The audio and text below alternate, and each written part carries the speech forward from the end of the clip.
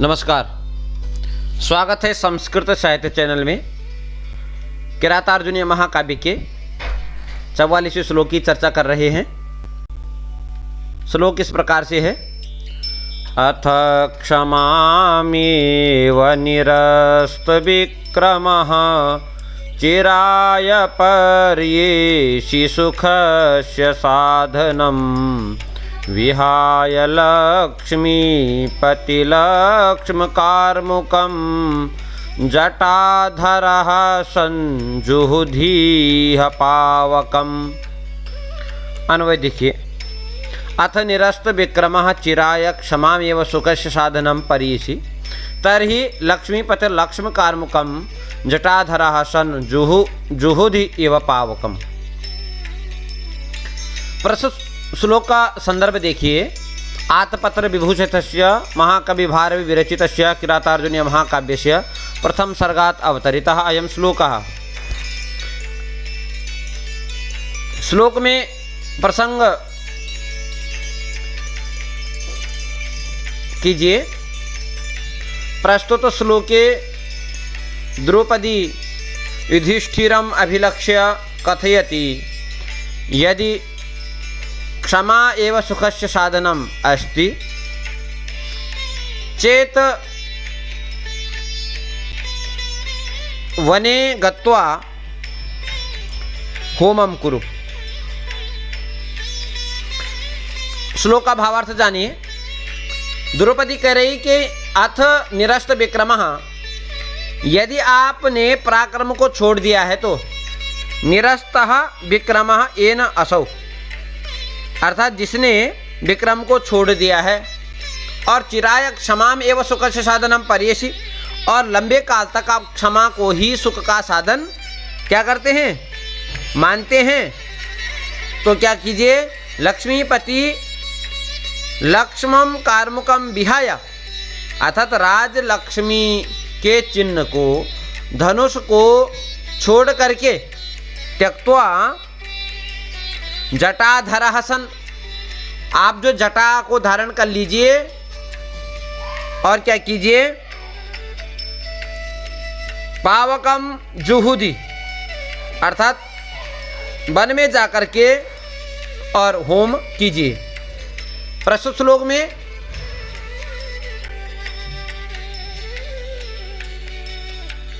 अनुप्रास अलंकार है और अर्थांतर अन्यास अलंकार। प्रस्तुत श्लोक में वंशस्थ छंद है। श्लोक में कह रहे हैं कि आपको पौरुष चिन्ह छोड़ करके, पौरुष चिन्ह धनुष को छोड़ करके मुनि हो जाना चाहिए। दूसरा श्लोक है।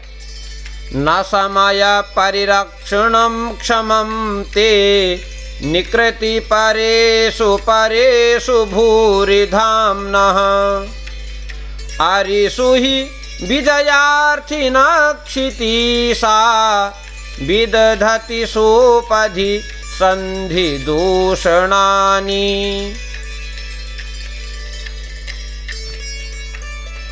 प्रस्तुत श्लोक का अन्वय देखिए।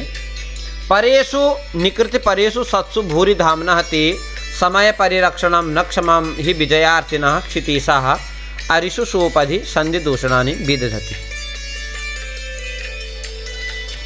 कह रहे हैं शत्रुओं के अपकाररत होने पर परेषु,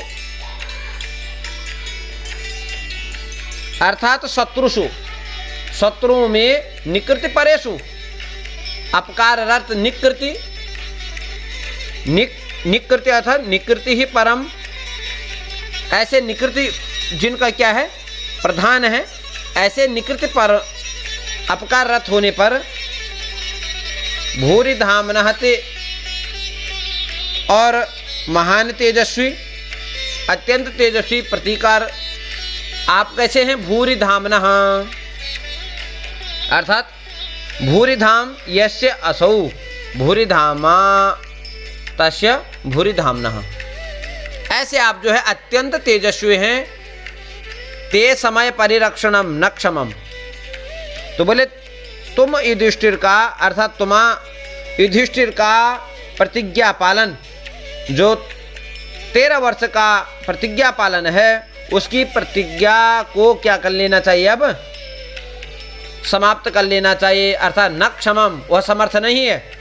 न क्षमम कह रहे हैं विजयार्थिन क्षितिसाहा, विजय से अर्थिनः विजयार्थिनः, विजय को चाहने वाले, विजय की इच्छा रखने वाले, क्षितिसाहा भूपालाः,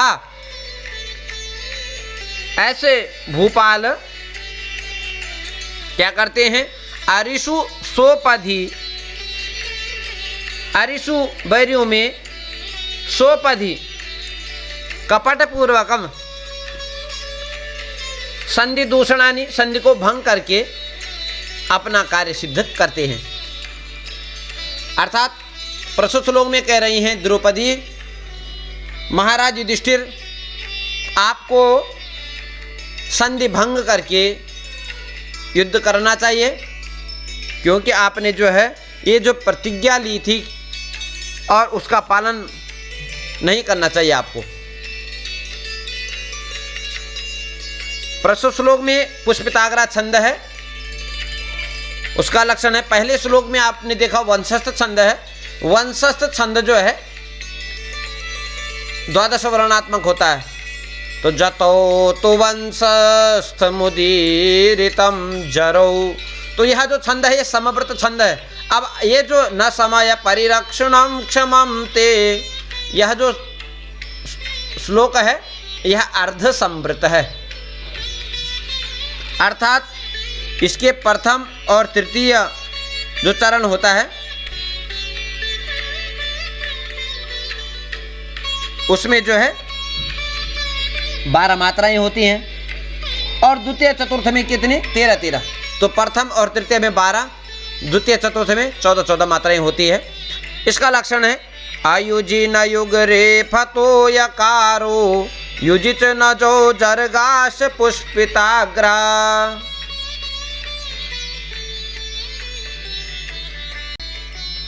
अगला श्लोक है विधि समय नियोगात दीप्ति संहार जिम्हम, शिथिल वसुमगाधे मग्नमापत्पयोधौ, रिपुतिमिर्मुदस्यो दीयमानं दिनादौ, दिनकृतमिव लक्ष्मी त्वां समभ्येतु भूयः। अन्वय देखिए, विधि समय नियोगाद अगाधे आपत पयोधो मग्नम दीप्तम संहार जिम्मम, शिथिल वसु रिपुरित मेरे उद्देश्य उदीयमानम त्वाम दिनादो, दिनकृत लक्ष्मी ही भूया समभ्येतु। द्रौपदी कह रही है पुनः युधिष्ठिर को अभिलक्षित करके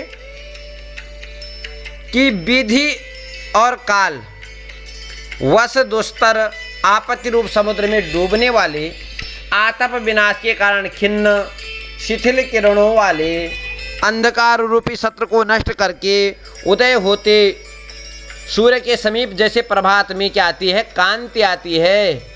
विधि समय नियोगाद अगाधे आपत पयोधौ, ऐसे समुद्र में मग्न होता हुआ दीप्ति, अपनी जो कांति है संहार, उसका जो है नाश होता, परंतु शिथिल, उसकी जो कांति हो जाती है शिथिल हो जाती है। उसी प्रकार से आपको भी क्या करना चाहिए, भाग्य और प्रतिज्ञा के कारण आपत्ति सागर में डूबे हुए तेज के नष्ट होने पर, उसी प्रकार से रिपुतिमिरम उदस्य उदीयमानम त्वाम दिनादो, जब आपका वह तिमिर नष्ट हो जाएगा, शत्रु रूपी तिमिर नष्ट हो जाएगा और आपका तेज वह जो है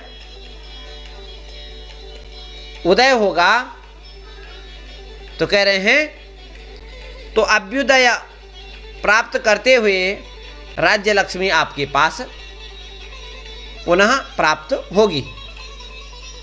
अर्थात आपको राज्य लक्ष्मी पाने के लिए पुनः प्रयास करना चाहिए। प्रस्तुत श्लोक में संदर्भ प्रसंग, प्रस्तुत श्लोक में उपमा अलंकार है, काव्यलिंग अलंकार है और आप श्लेष अलंकार भी कर सकते हैं।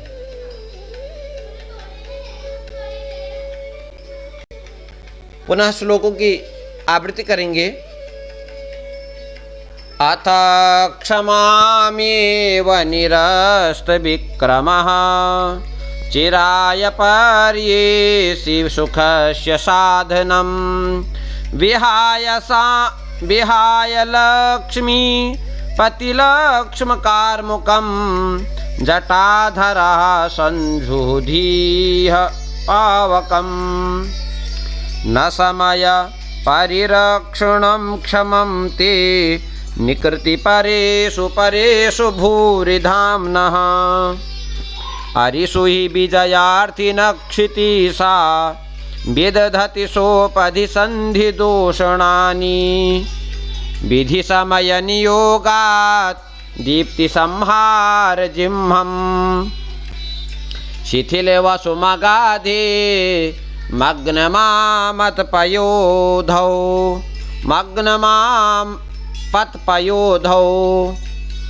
रिपुतिमिरमुदस्योदीयमानं दिनादौ दिनकृतमिव लक्ष्मी त्वां समभ्येतु भूयः।